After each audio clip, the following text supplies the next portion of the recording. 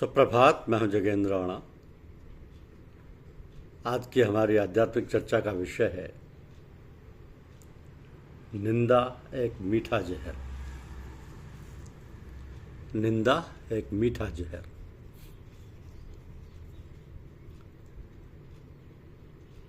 निंदा ना करें क्या नूरे, निंदा एक मीठा जहर है।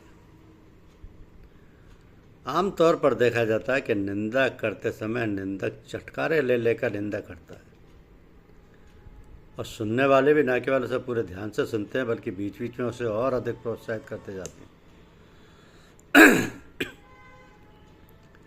इस प्रकार निंदा करने वाला तथा निंदा सुनने वाला दोनों ही निंदा से आनंद प्राप्त कर रहे होते हैं। यदि निंदा से आनंद की प्राप्ति होती है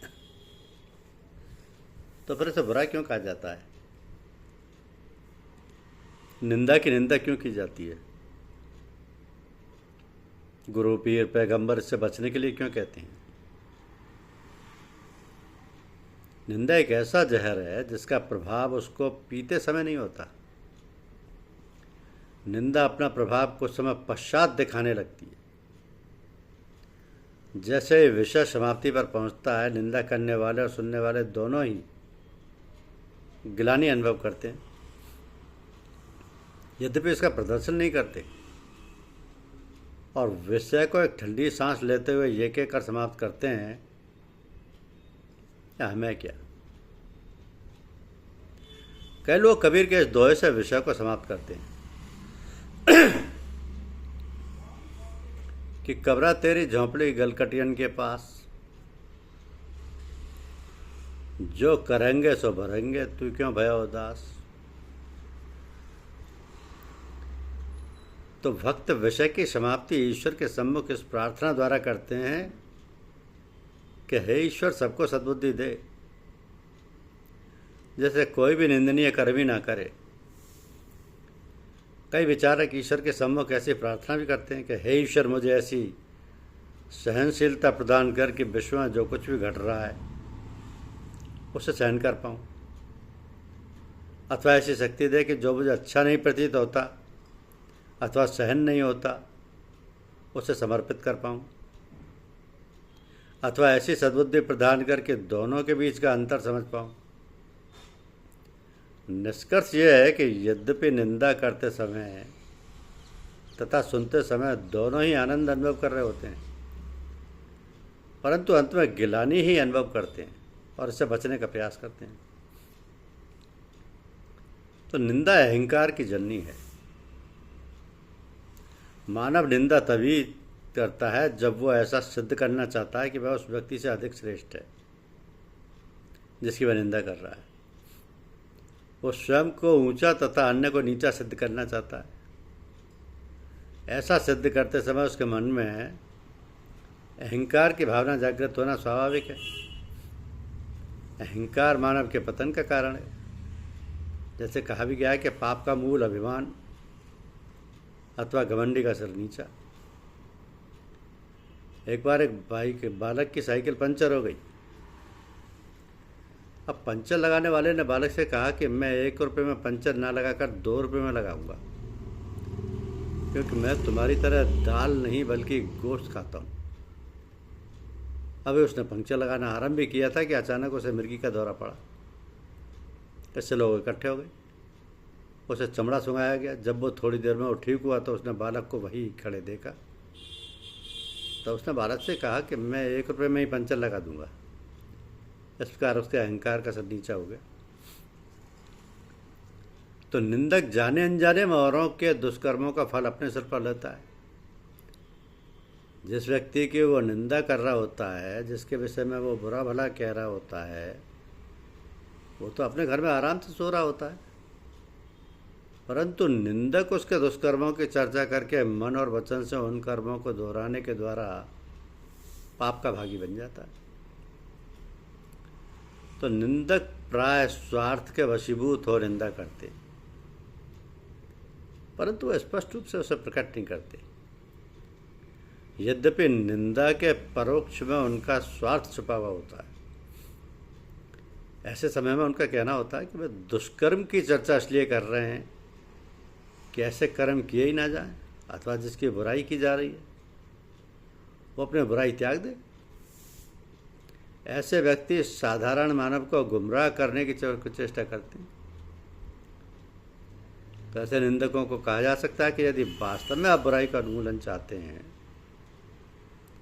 तो दुष्कर्मों की चर्चा अन्य व्यक्तियों के सम्मुख करने की अपेक्षा प्रभावित व्यक्ति को अकेले में समझाएं।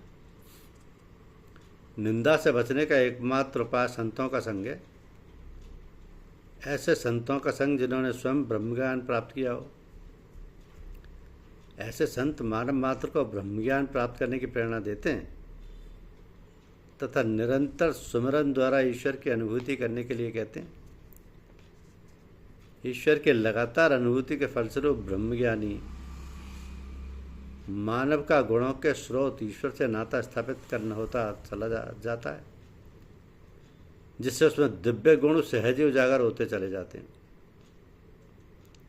तो ऐसे व्यक्ति के जीवन में निश्चिंतता, निर्विकारता, निर्भयता, प्रसन्नता, सरलता, समता, विशालता एवं दयालुता जैसे देवी गुण सहज ही पनपने लगते हैं।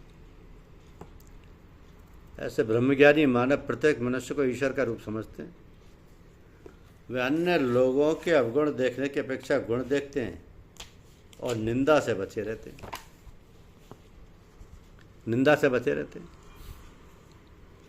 एक बार भिक्षुओं का सामूहिक उपदेश देने के उद्देश्य से जैतवन में धर्म सम्मेलन का आयोजन किया गया। तो भगवान बुद्ध से प्रार्थना की गई कि वह आत्मोद्धार का उपाय बताएं।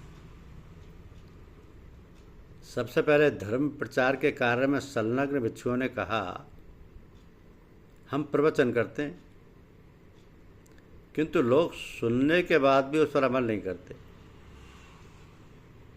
हिंसा, क्रोध व असत्य उनके व्यवहार में तब भी रहता है। बुद्ध ने कहा, यह बात सच है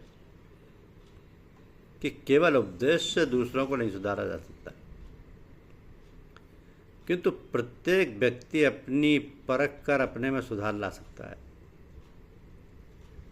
कुछ क्षण मौन रहने के बाद बुद्ध बोले, भिक्षुओं, दूसरों को सुधारने की इच्छा की जगह पहले अपने सुधार का प्रयत्न करना ही भिक्षुक का प्रथम दायित्व है। दर्पण में हम दूसरों के मुख की मलिनता नहीं देख सकते, किंतु अपने मुख की मलिनता स्पष्ट देख सकते हैं तथा उसे सहज ही दूर कर सकते हैं। उसी प्रकार अपनी चेतना के दर्पण में मन की मलिनताओं को देखकर उन्हें दूर करना चाहिए। उन्होंने एक भिक्षु से पूछा, सच सच बताना कि भिक्षु बनने के बाद क्या लोभ व मोह से सर्वथा मुक्त हो गए हो? उसने जवाब दिया, भंते ऐसा तो नहीं है, ये दुर्बलताएं तो अब भी सताती हैं। बुद्ध बोले, आत्म परीक्षण करो, पहले अपना उद्धार करो, दूसरों को उपदेश बाद में देना। तो ये आवश्यक है। ऐसे ही पौधे देखिए संवेदनशील होते हैं। ये सिद्ध करने वाले प्रसिद्ध भारतीय वैज्ञानिक जगदीश चंद्र बसु इंग्लैंड गए। इंग्लैंड की भरी सभा में उन्होंने अपने कथन को सिद्ध करना चाहा था। बसु एक पौधे को इंजेक्शन लगाकर ये सिद्ध करना चाहते थे कि विष के कारण पौधे पर भी प्रतिक्रिया होती है, उस पर विष का वैसा ही प्रभाव होता है जैसा कि अन्य प्राणियों पर। इंजेक्शन तो लगा पर पौधे को कुछ भी नहीं हुआ, वो जैसे कहता है सही बना रहा। जगदीश चंद्र बसु आत्मविश्वासी व्यक्तित्व के धनी थे। उन्होंने उस सभा में घोषणा कर डाली, यदि पौधे पर विषयुक्त इंजेक्शन का कोई प्रभाव नहीं हुआ तो इससे मुझे भी कुछ नहीं होगा। ये कहकर उन्होंने उसी की दूसरी सुई अपनी माँ में लगा दी। सभी स्तब्ध थे, सब दुष्परिणाम की आशंका से चिंतित थे। बसु को कुछ नहीं हुआ। इस पर इंजेक्शन की जांच की गई तो ये बात प्रकाश में आ गई कि विष का इंजेक्शन था ही नहीं।